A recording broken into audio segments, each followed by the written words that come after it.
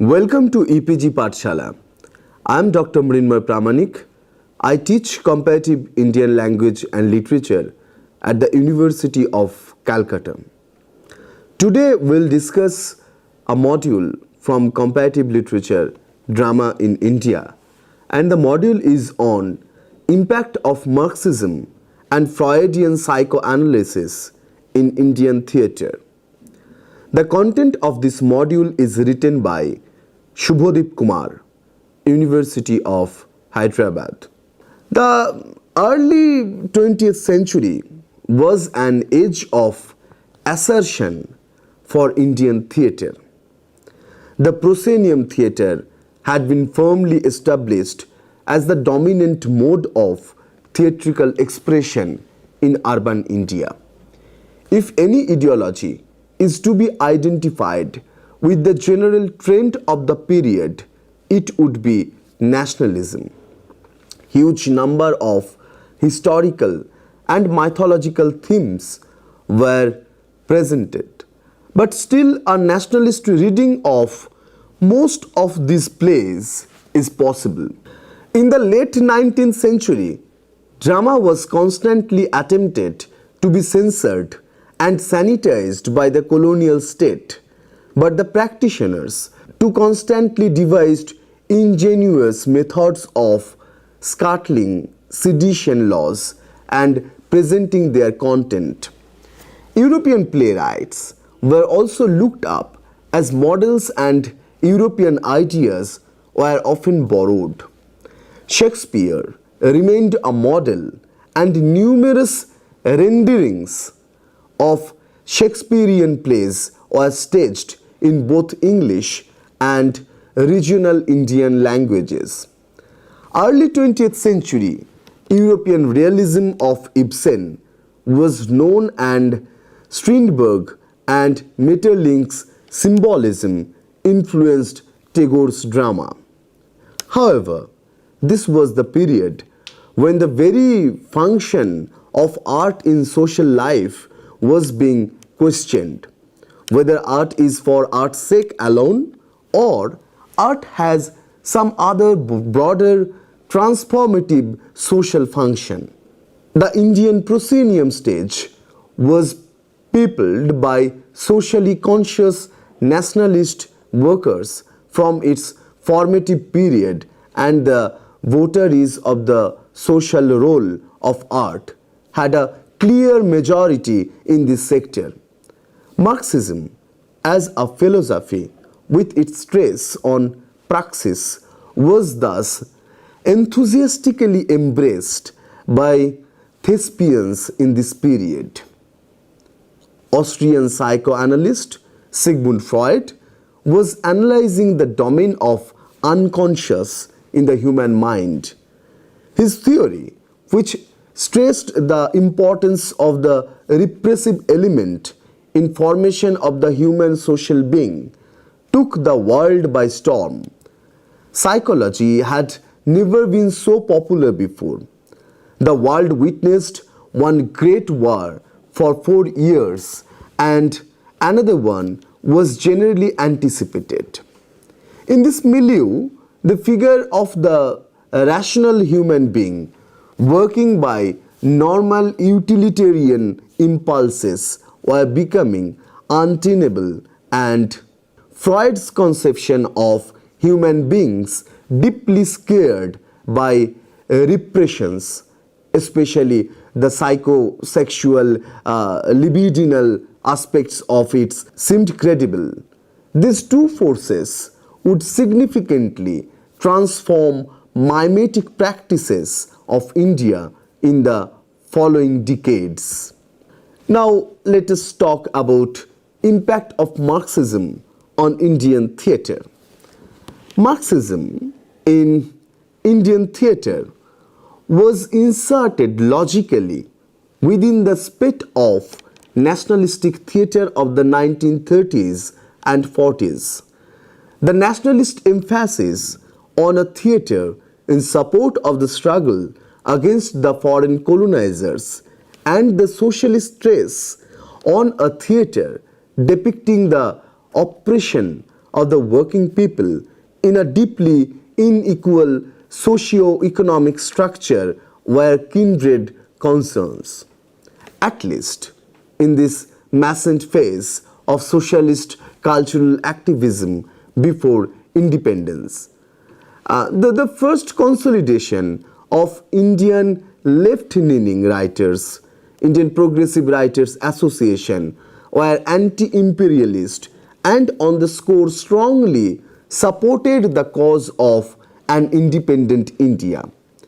Men and women like Mulk Raj Anand, Krishan Chandra, Faiz Ahmed Faiz, Ismat Chughtai, Dr. Joshi Prasad, some of them got exposed to Marxism while they were students in Britain. In 1942, the Indian People's Theatre Association was formed in the background of Second World War. The young members of the group, all of whom would later be stalwarts by their own right in the annals of Indian drama, were committed to an ideology of interventionist art. Most of them were members of the Anti-Fascist Writers and Artists Association of Calcutta. They were influenced by Russian socialist realism. For a model, they looked towards the productions of the Moscow Art Theatre in 1930s and the reproductions of Odets plays in the Group Theatre of New York. With the onset of the Bengal Famine of 1943, the members engaged in full-time aid work in cooperation with the Communist Party of India. In 1944, Bijon Bhattacharya's Nabanno, or New Harvest, was staged, directed by the young Shambhu Mitra. It depicts the gravity of the tragedy in which 2 million people died in less than a year. Centered on the destitution of a single peasant family, its exploration of the relationship between rural moneylenders and a perfectly apathetic colonial government, compounding the food shortage, especially in a season of surplus harvest, is almost uncanny. The play was a major success and gathered lakhs of rupees for famine relief. IPTA, in its formation, was more of a local Calcutta consolidation, though the issues brought forth in their work had universal appeals and members enjoyed camaraderie with left-leaning cultural workers from other parts of the country. It was Nabanno's success that led to the impetus of founding IPTA branches across India. A host of young talents started to be drawn towards IPTA in this phase. Ravi Shankar, Mulk Raj Anand, Khaja Ahmed Abbas, to name a few.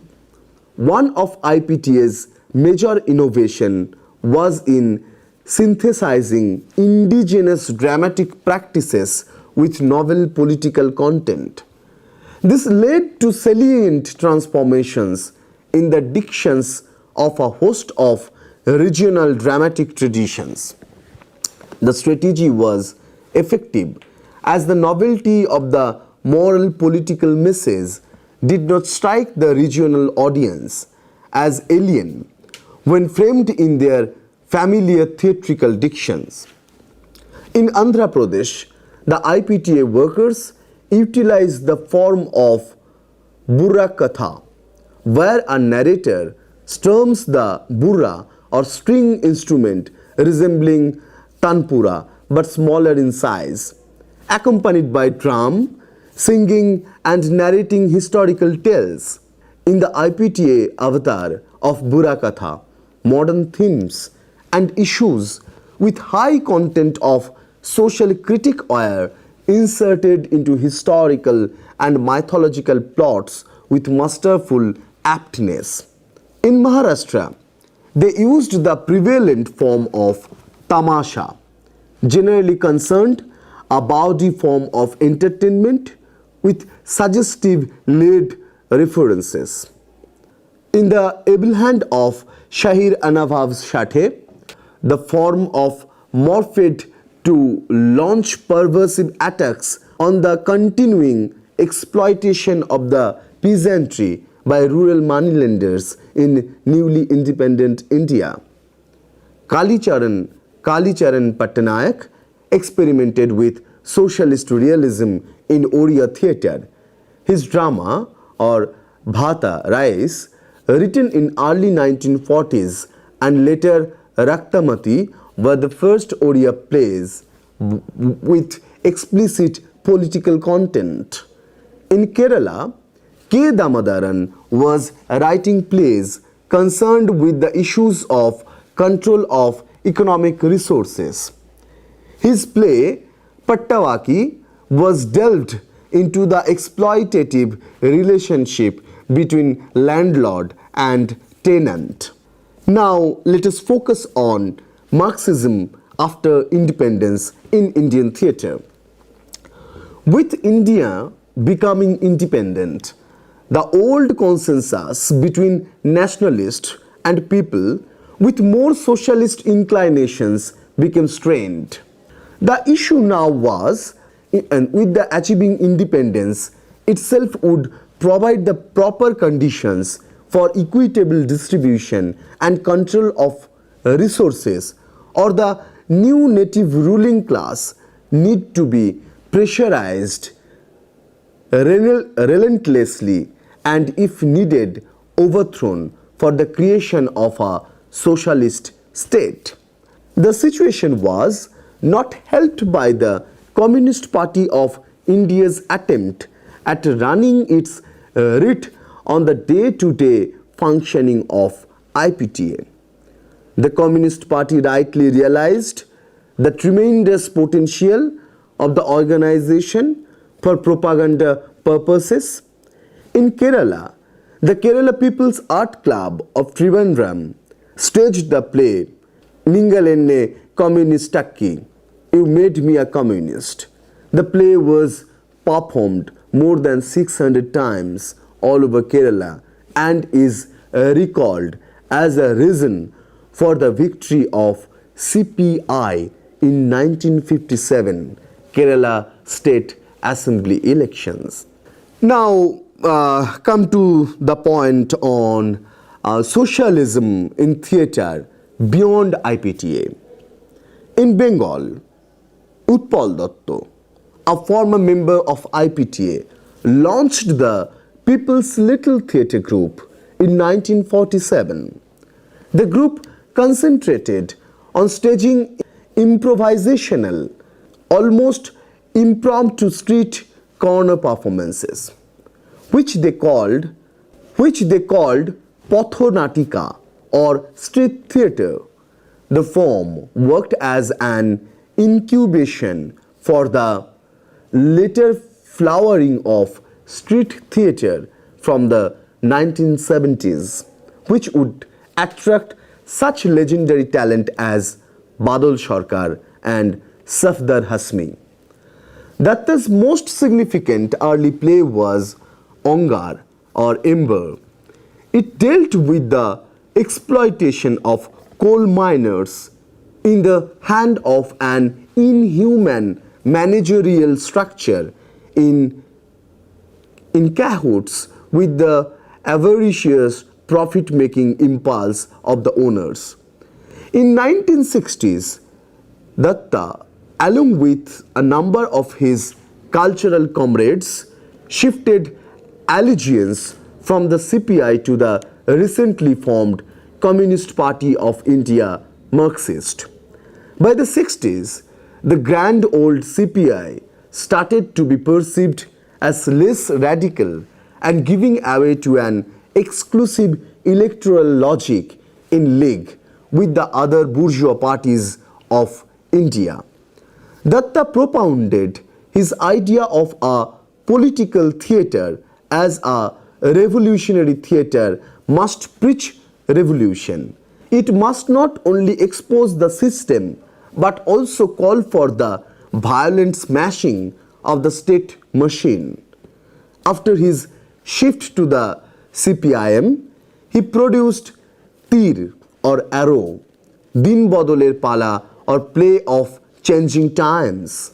In these plays, his constant theme was the raging atrocities of state security establishments against dissenters and the moral approval of the people's right to resist it and defend themselves, even by violent means.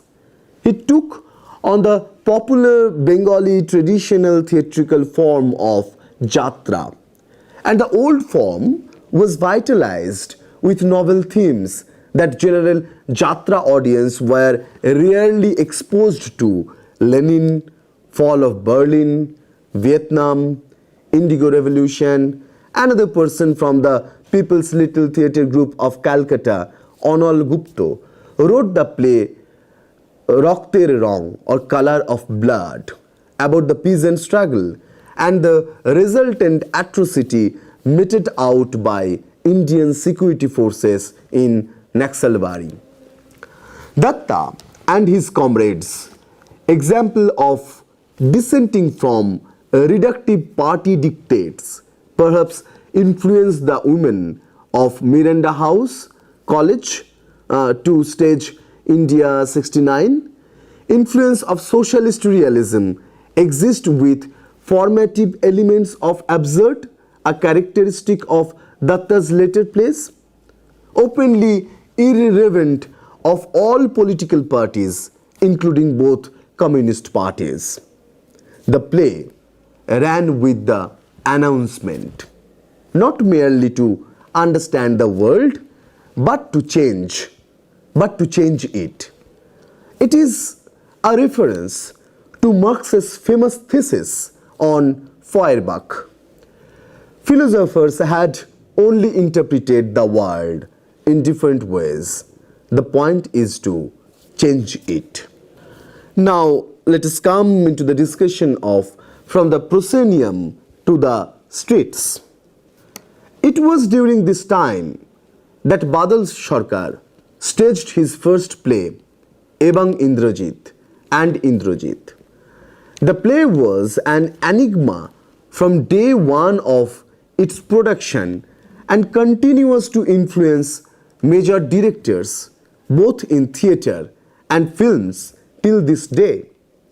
The play was Brechtian in its motive of breaking down the barrier between the theatrical space of the proscenium stage and the audience below.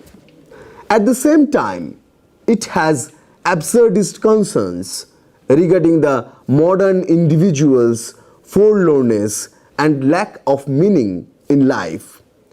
At a point in the drama, the author on stage chooses 3 members from the audience as characters for his work.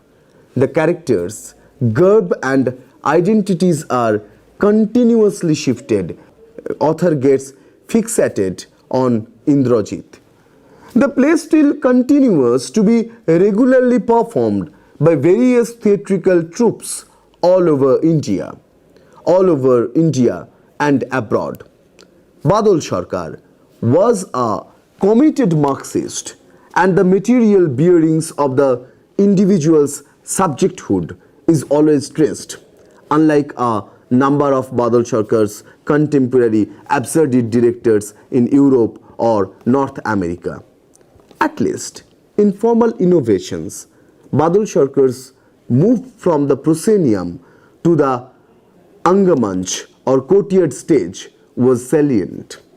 In 1967, he formed the Shatabdi Theatre Group, which produced his old proscenium productions like Ebang Indrajit, Trinsho Shatabdi or 30th century, Pagla Ghoda or Mad Horse, Shesh Nai or No End, in street corner settings.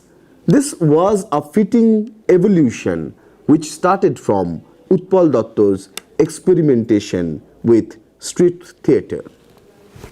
Indeed, the formulation of a coherent practice of street theatre, which Badal Sarkar would call free theatre at one point, influenced by similar experiments by Grotowski in US and later Third Theatre, came out of an explicit ideological motive to break down the priority of the actors in the actor-audience relationship of traditional drama.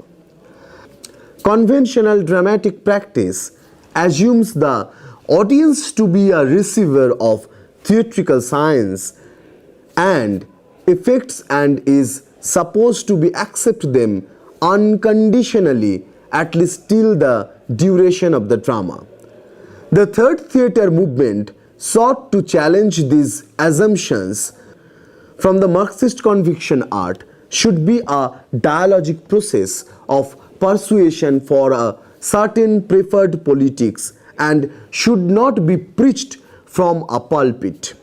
Badal Sarkar's Shatabdi focused on the tumultuous situation of late 60s, early 70s Eastern India in the grip of a de facto political war between the Naxalites on one side and the ruling Congress party, which had unleashed a brutal wave of repression against the insurgents and even neutral people.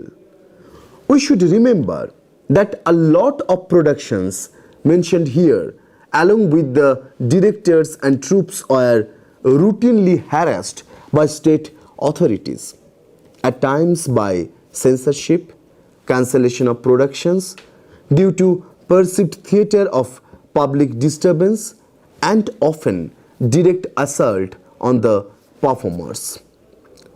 In the 1980s, another street theatre group emerged as a breakaway of the almost defunct Delhi chapter of IPTA, Jananatya Manch or Janam, as was popularly called. Janam was headed by the fitting successor of Badal Sarkar's tradition,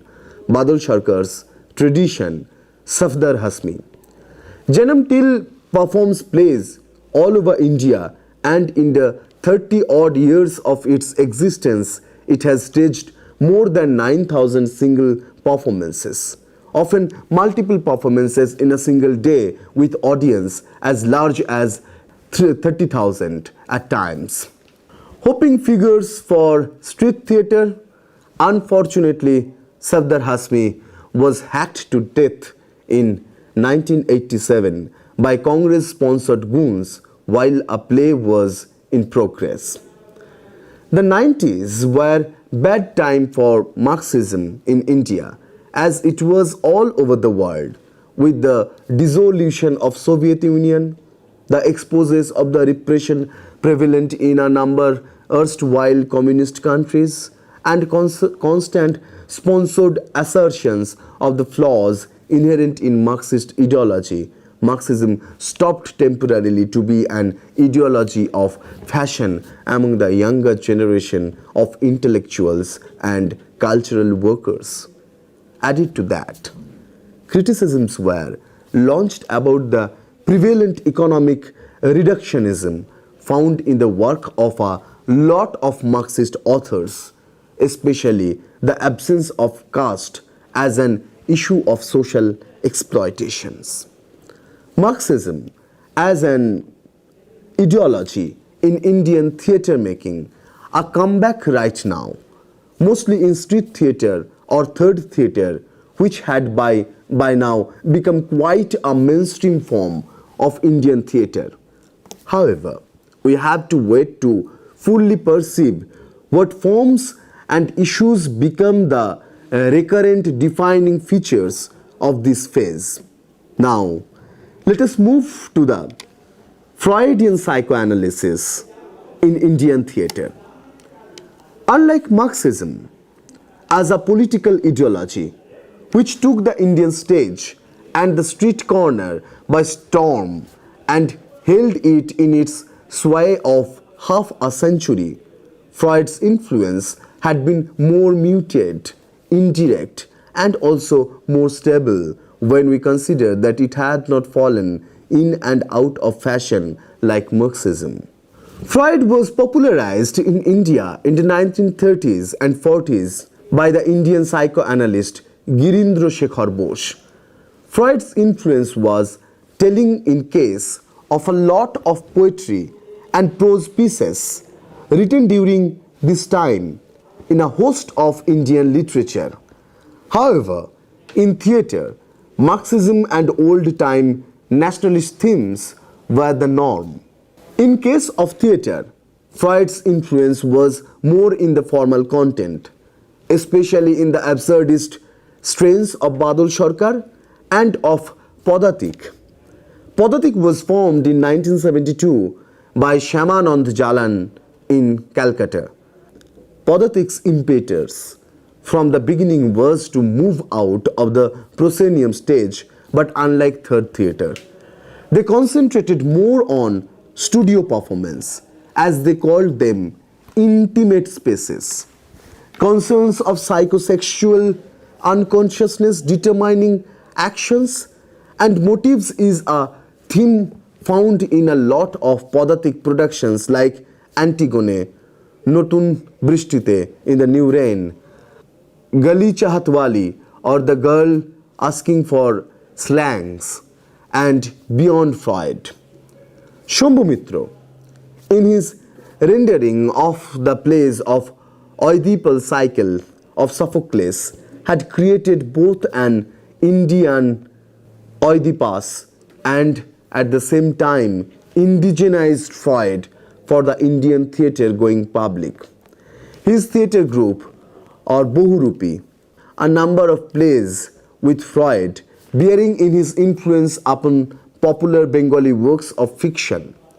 His production of celebrated Tagore's drama Rakto Korobi or Red Oleanders was markedly Freudian, or more specifically Marcusian, in its exploration of the relations between the eros and commodity fetishism in a gold mining region. Outside Hindi and Bengali language worlds, Freud had been influential in Assamese, Marathi and Malayali theatre. Anil Chaudhury's Pratibad or Protest, Shirantan or Eternal, written in Assamese, might be the earliest explorations of Freudian psychoanalysis in any Indian theatrical tradition. Mention might also be made of Amarendra Pathak's Interview and Ram Goswami's Jibon Brito or Dead While in Life. Indian English drama, Freud had been highly influential, especially in Girish Karnad's play, Karnad's Hayavadana and Nagamandala explored the questions of selfhood and sexuality, especially in situations of flux. He brings in myth and history to highlight and comment on the absurd predicament of the present. His appraisals of Indian historical characters like Dreams of Tipu Sultan and Tughlaq focuses on meaninglessness of historical human actions and conflicts. At the end, the only explanation that remain plausible are sensual and libidinal impulses of human mind, which even if not sexual, sexuality is never out of the ambit.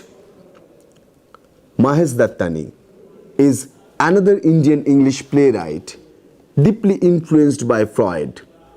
His settings are generally urban middle-class homes, with characters mean petty and unhappy in a libidinous drive disguised by consumerist spree or alcohol.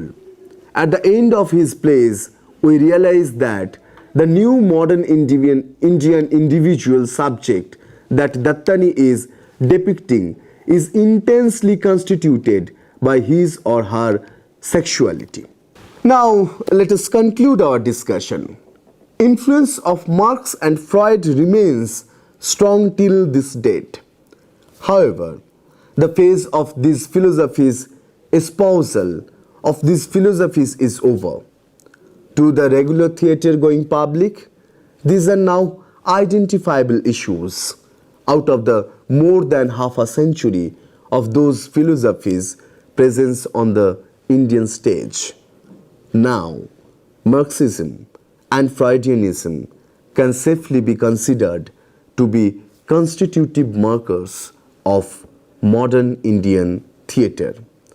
Thank you.